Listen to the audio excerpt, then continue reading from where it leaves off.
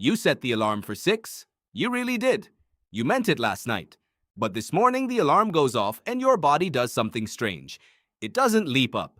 It doesn't spring into action. It negotiates. It bargains. It tells you that 5 more minutes won't hurt. And somehow, every single morning, it wins. You've probably called yourself lazy at some point. Maybe someone else called you that first. Maybe you believe them. But here's the thing. What if your body isn't broken? What if it's doing exactly what it was built to do, and it's just doing it in the wrong century? The real answer to why you struggle to get off the couch, why you avoid the hard task, why your brain would rather scroll than study, it goes back much further than bad habits or weak willpower. It goes back hundreds of thousands of years. And once you understand it, you'll never look at your afternoon slump the same way again. Your body runs on energy.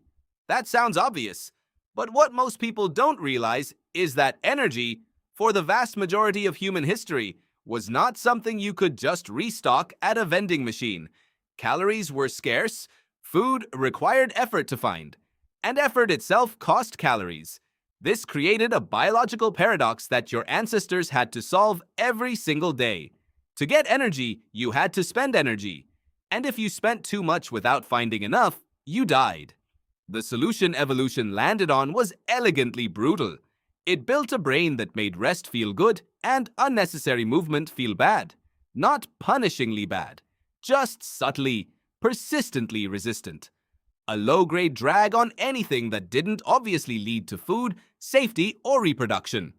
Researchers call this the energy conservation hypothesis, and anthropologist Herman Pontzer has spent years studying hunter-gatherer groups like the Hadza of Tanzania to understand just how deeply this instinct runs. What Pontzer found was surprising.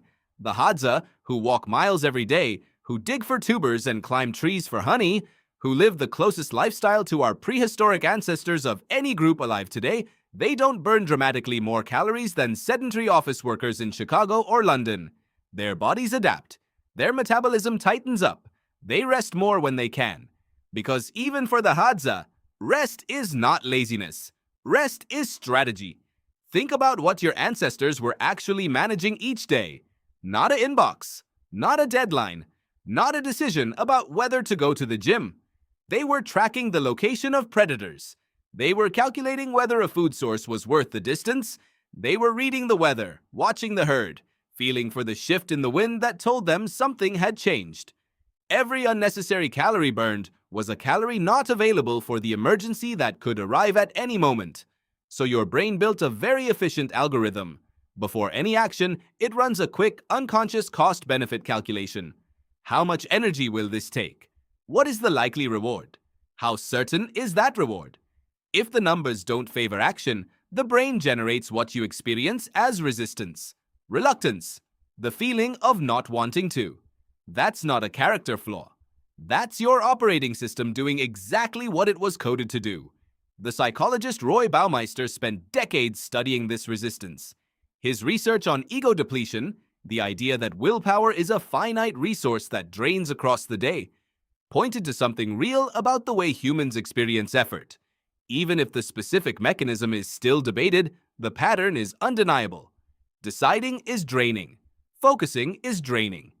Pushing against the grain of your instincts costs something, and your brain is always trying to preserve reserves. Here's the part that gets really interesting. Your brain doesn't just resist physical movement, it resists cognitive effort too. And for the same reason. Thinking is expensive. The human brain is roughly 2% of your body weight, but burns around 20% of your total energy budget. Every complicated thought, every hard decision, every attempt to hold multiple competing ideas at once, it all draws on the same limited pool. Your brain evolved to be brilliant when it had to be, and to coast whenever it could. This is why hard problems feel uncomfortable. This is why you keep starting the important project and then suddenly finding yourself cleaning the kitchen instead. The kitchen is solvable, the project is uncertain, and your brain would rather spend energy on a guaranteed outcome than risk burning it on something that might not pay off. If this video made you see yourself differently, hit subscribe.